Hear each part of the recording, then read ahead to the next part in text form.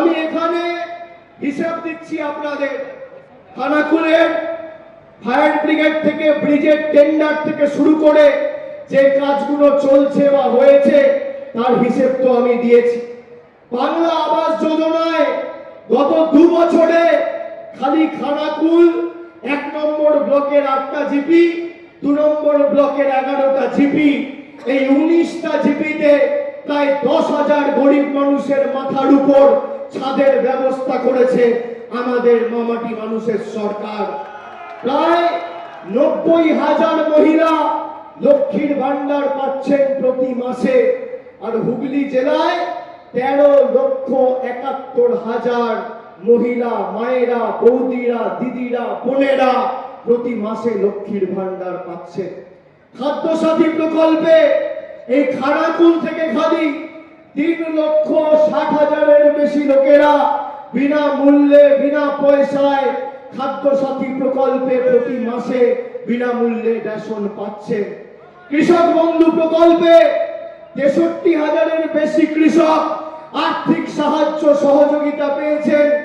যুবসাথী প্রকল্পে যারা বলেছিল মমতা বন্দ্যোপাধ্যায় যুবসাথী বলছে কিন্তু দিতে পারবে না, ফেব্রুয়ারিতে ঘোষণা করেছে আর মার্চে আপনারা টাকা পেয়েছেন।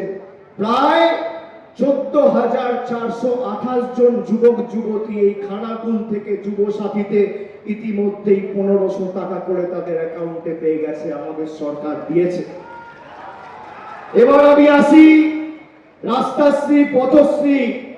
গত 3 বছরে 91টি রাস্তার নির্মাণ, পুনর্নির্মাণ ও সংস্কার করা হয়েছে।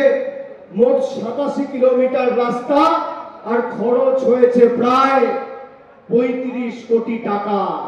এর মধ্যে 10 পয়সার অবদান কেন্দ্র সরকারের নেই।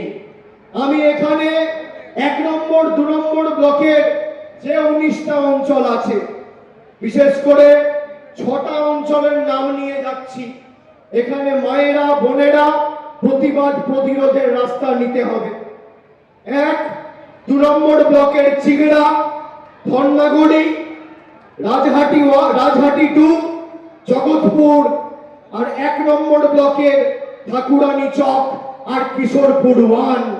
এই 6টা অঞ্চল থেকে বুক ছিটিয়ে লড়াই করে তৃণমূলের প্রার্থীকে জেতাতে হবে। বিজেপি যদি জেতে আপনি আপনার অধিকার থেকে বঞ্চিত হবেন, আর তৃণমূল জিতলে আপনার অধিকার সুরক্ষিত থাকবে। যেখানে যার যা দাবি রয়েছে,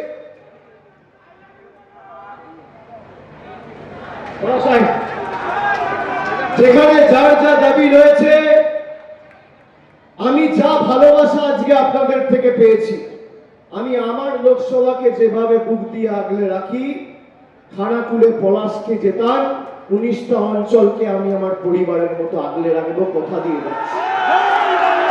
যেখানে যা প্রয়োজন থাকবে সরাসরি আমি আছি।